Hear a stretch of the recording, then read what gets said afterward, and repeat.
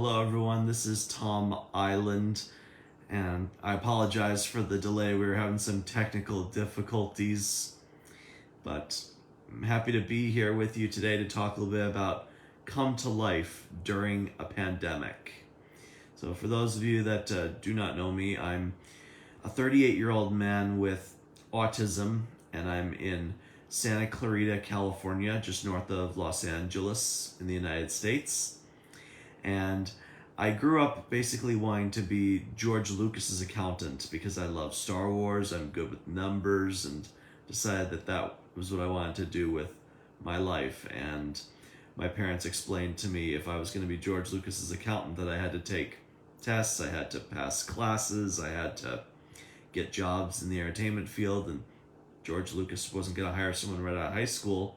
So I set my sights on that and got my bachelor's degree in accounting from California State University, Northridge, and went on to become a certified public accountant, got my license to practice, and then I worked for Disney doing property taxes right out of college, and Disney actually acquired Lucasfilm right out of college. Disney acquired Lucasfilm after I left the company. So the way I see it, retroactively and indirectly, I was George Lucas's accountant and felt like I'd accomplished my goal. And I spent about 7 years in corporate finance, accounting, tax, until I realized just how miserable I was in that line of work. And I realized it was time for me to move on from that and do something bigger and greater with my life. So 6.5 years ago, I left accounting behind completely, and I now tell my story of trials, tribulations, and triumphs so that my peers on and off the autism spectrum can be successful and live their best life. Because I think people need to hear what I have to say, and I will do a lot more in environments like this where I tell the world what I know, what I've been through, so that people can discover and use their own personal power as well. So today we're going to talk a little bit about come to life during a pandemic. And I say come to life because I've written a book called Come to Life, Your Guide to Self-Discovery. This is basically my secrets to success. And a lot of this has to do with what I've learned along the way. And my peers, what they can learn from this book includes, but is not limited to, knowing yourself, loving yourself, and being yourself. That's a mantra that I created as a basis for this book. Know yourself, love yourself, be yourself. Because I think people need to know about their diagnosis and how it impacts them, and what kind of strengths and challenges they have and how they can be addressed. And also being accepting of that diagnosis, because I know there can be a shock factor. It can be really flooring or surprising to find out you have a diagnosis, and you might not want to believe it at first. And I know some family members, like parents, might be in denial about their son or daughter's diagnosis, and that could complicate things. But if you want to be loved, you must love yourself first. And finally, being yourself, about being true to yourself, being authentic, and doing what is right for you at the end of the day.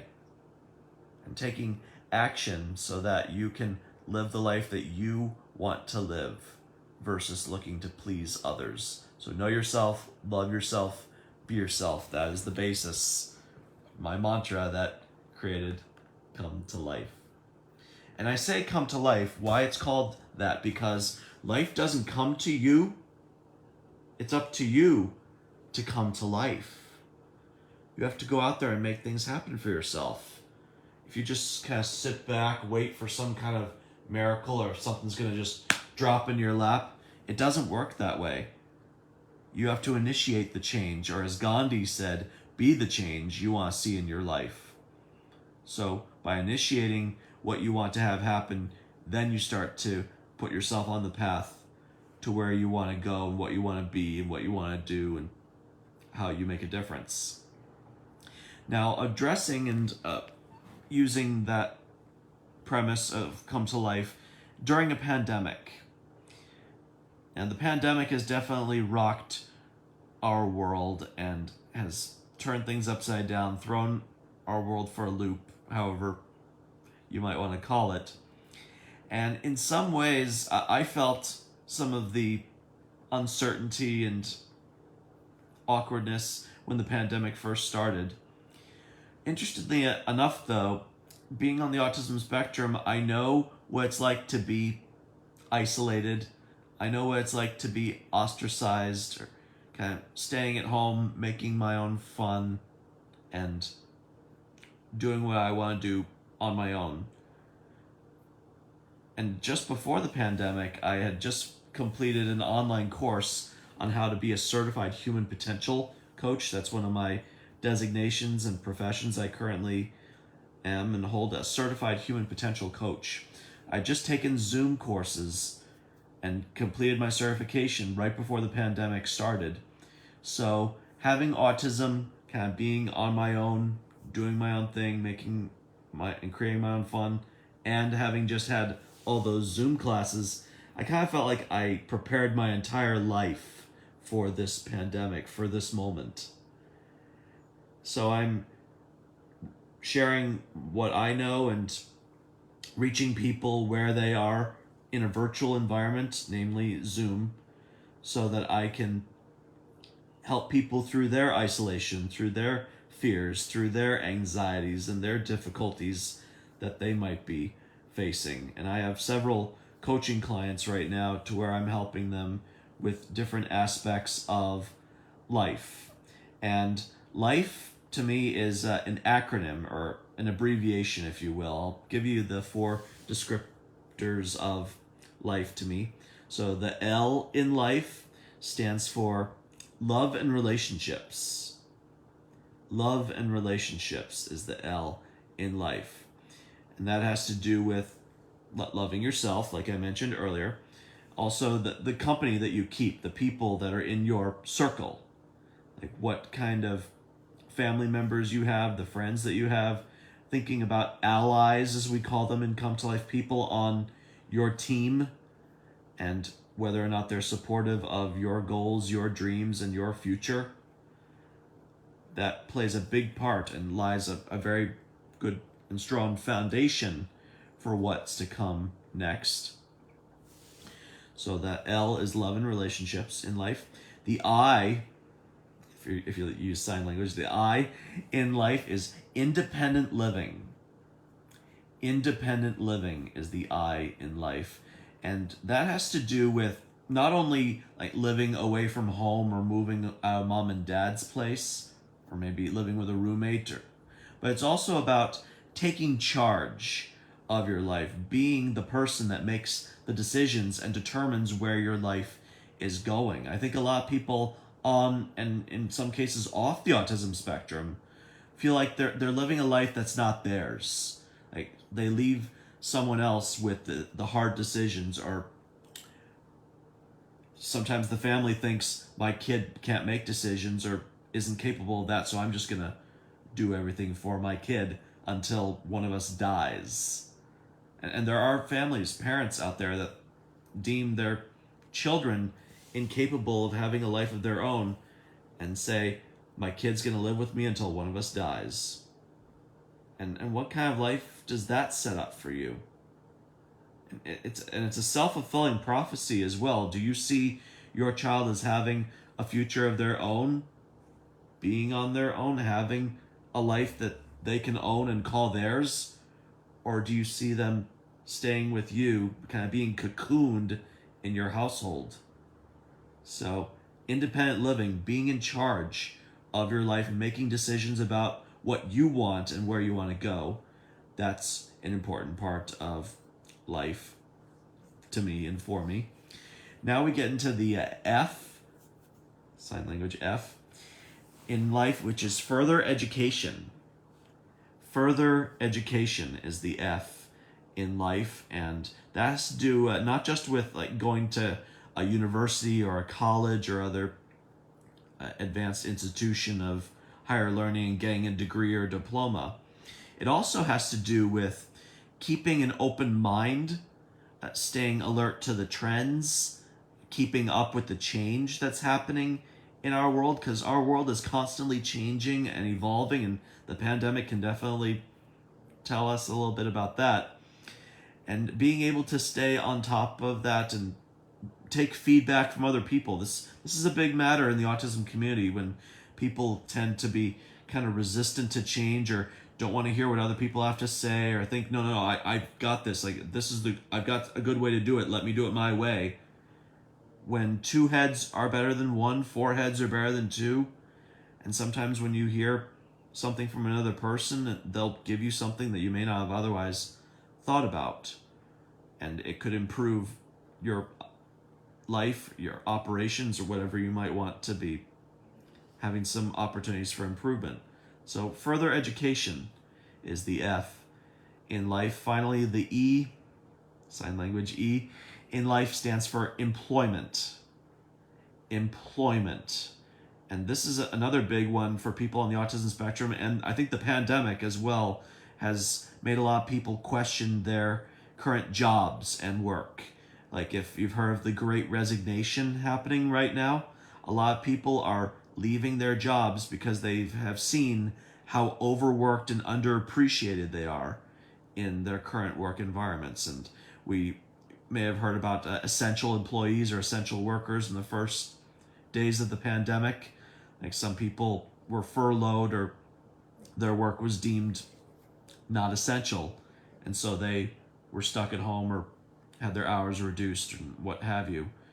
And people on the autism spectrum, while they can be very gifted and talented in a particular trade or line of work, they know that the hard skills or the technical skills, it's the soft skills or the social skills and the communication skills that is kind of lacking.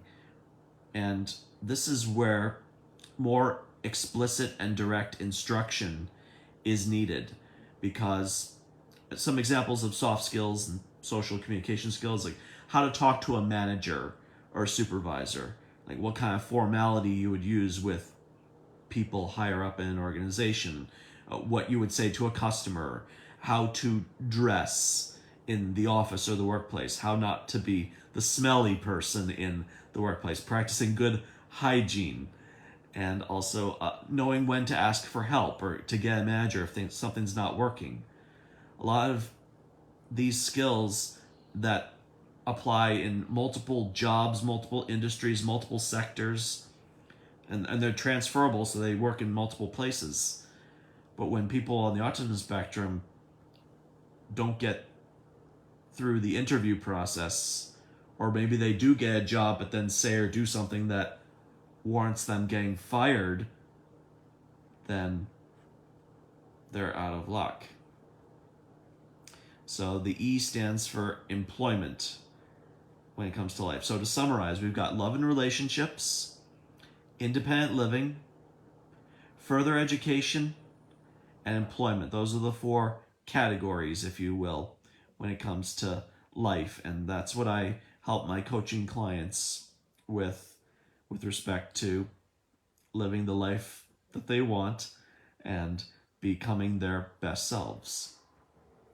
Now, looking at how to come to life during a pandemic and kind of assessing where you are in those four categories, because this is a time for us to think about where we are with respect to who's in our corner, who's in our circle, and if the people that we thought were our friends might not be today, or sometimes going out to where the action is. Like, if you have difficulty going out somewhere, maybe you could join a virtual meeting, meet new people, or the people that you do know could introduce you to other people, because I think that's something that we as humans do really well. When we are faced with a challenge or adversity, we find a way. We adapt, we adjust accordingly. So this is a good opportunity for us to look at the company that we keep and the people that are in our lives and determine who might have to go or who we shouldn't be spending as much time with, and maybe meet new people or start spending more time with others that help us feel better, lift our spirits, brighten our souls, whatever you might want to call it, so that way you can be amongst better company and on a better path for yourself. The same can be said of the kind of work that you're doing, and more needs and different callings or demands, if you will, have arisen from this pandemic. Speaking from my own experience, a lot of my clients are looking to improve their lives, have more social opportunities, find work that really gives them a sense of pride and allows them to earn their keep. And what I'm doing is coaching them through like a mock interview process, or helping them write a resume and practicing what they need to know to get a job. So those are some examples of how I'm coming to life and how I'm helping others come to life during this pandemic. But there's another thing that I'm doing that I want to share with all of you today, and that is during this pandemic, I put on the COVID-19 pounds. So put on a little bit of weight there, and I really want to be more physically fit. I also want to see the world, or at least the United States where I live, and I want to do something extraordinary, something that no one else on the autism spectrum has ever done before.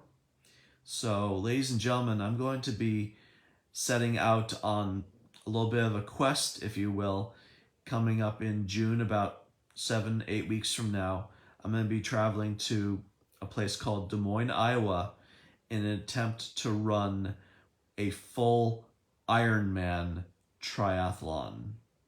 If anybody's ever heard of the Ironman triathlons, is one of the most difficult races in the world. It's a test of endurance, strength, mental awareness, and understanding your physical needs. And there are a lot of sensory sensitivities that I'm having to face and overcome and manage during an Ironman. I'll describe the sensory sensitivities, then I'll explain what an Ironman is. So some of my sensory sensitivities as someone on the autism spectrum: too much sun or too much heat can cause me to feel faint, or I would have to drink a lot of water if I'm going to keep going. I also have very fair Irish skin, so I am more prone to sunburn, so I'm going to need a lot of sunscreen.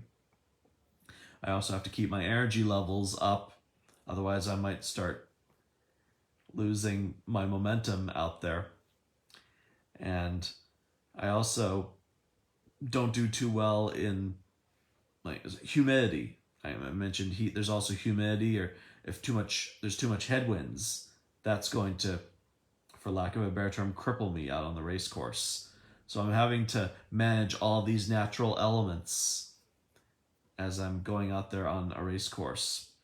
Now, for those of you that don't know the distance of Ironman races, you start with a 2.4 mile swim, or 3.86 kilometers, I believe, if you use the metric system.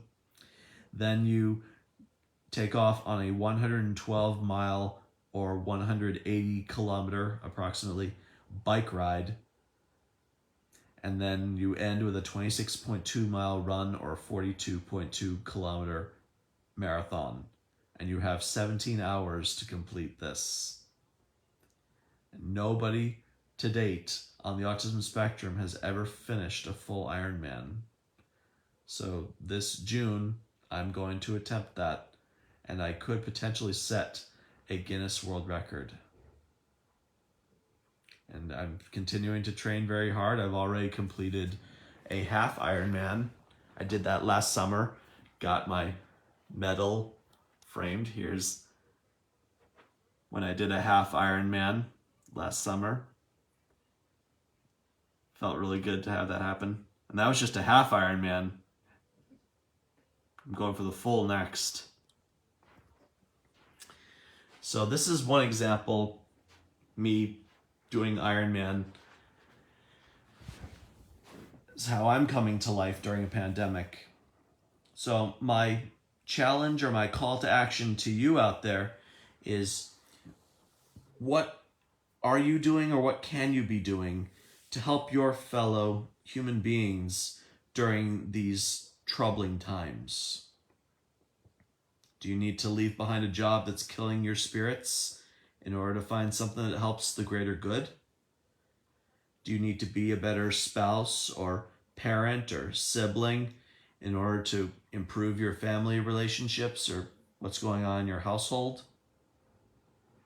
Do you need to be more open-minded as to what's happening, and rather than closing yourself off from the rest of the world, being more open to what others have to say? And interestingly enough, that is one kind of silver lining to this pandemic. Even though we're more socially or physically distant in some ways, because of Zoom and other platforms like this, we've actually come closer together. So this allows us to be more bonded, more closely knit, and more united around the world in these troubling times. So I want to thank you all for your attention today. Please feel free to leave any questions in the comments and I can address them. And my website is www.cometolifecoaching.com, where you can order my book, Come to Life, Your Guide to Self-Discovery. You can see my TEDx talk. If anybody likes TED Talks or TEDx Talks, I have one out there. It's called How to Come to Life. You can also find it on YouTube. How to Come to Life is my TEDx talk. And if anybody likes Toastmasters or has heard of the Toastmasters organization to improve your public speaking skills, I have my Toastmasters accredited speaker video available on my website. That's cometolifecoaching.com. Again, I thank you all for your attention today. And yes, I see Exilda tagging or suggesting that Angela watch this. And I definitely would love it if you would share this video, tell people you know that are on the autism spectrum or even not on the autism spectrum, because I'm finding that what I'm saying and what I'm teaching and encouraging can not just help people with autism, but I think can help anybody. Wouldn't you agree that anybody like getting ready for transition or for adulthood or the next step in their lives could benefit from what I'm saying here? So please share this with anybody on or off the autism spectrum that you feel could use a little bit of come to life coaching. Okay, well, thank you all very much again. Stay safe out there. And I'm Tom Iland, reminding you that life doesn't come to you. It's up to you to come to life. Thank you.